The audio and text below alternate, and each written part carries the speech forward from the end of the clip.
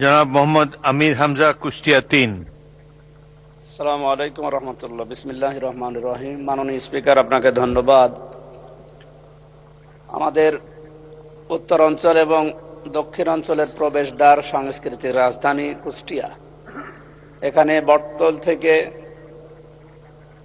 কুষ্টিয়া বিশ্ববিদ্যালয় পর্যন্ত এবং বটতল থেকে পাটিকাবাড়ির শেষ সীমানা পর্যন্ত প্রায় ২০ কিলোমিটার, ওদিকে ২২ কিলোমিটার এই রাস্তা অত্যন্ত জরাজীর্ণ অবস্থা। আমি মাননীয় মন্ত্রী, সড়ক পরিবহন মন্ত্রীর নিকট আবেদন রাখছি, আমাদের এই দুইটা রাস্তা, বিশেষ করে ৪২ কিলোমিটার, এই লক্ষ লক্ষ মানুষের যাতায়াতের ব্যবস্থা করার জন্য দুইটা রাস্তা চওড়াকরণ এবং মাঝখানে আইলেন দেওয়ার জন্য মাননীয় সড়ক পরিবহন এবং সেতু মন্ত্রীর নিকট জোর দাবি জানাচ্ছি। এবং আমাদের কুষ্টিয়াতে কয়েকটা বিষয়, বিশেষ করে আমি এর নোটিশও আগে দিয়েছি।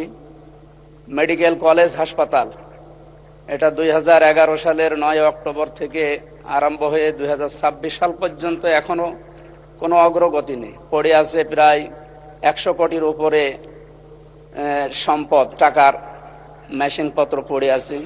এখানে ২৩টা বিভাগ চালু হওয়ার কথা, 2টা বিভাগ চালু হয়ে পড়ে আছে। প্রায় 5টা জেলার মানুষের 18 থেকে 20 লক্ষ মানুষের এখানে চিকিৎসার ব্যবস্থা করা সম্ভব যদি এটা অতি দ্রুত চালু করা হয়। মাননীয় স্বাস্থ্যমন্ত্রীর নিকট আমার আকুল আবেদন, যত দ্রুত সম্ভব মেডিকেল কলেজ হাসপাতাল চালু করার মাধ্যমে আমাদের এই 5-6টা জেলার মানুষের অন্তত চিকিৎসার সুব্যবস্থা করার জন্য আহ্বান জানাচ্ছি। মাননীয় স্পিকার, আপনাকে ধন্যবাদ।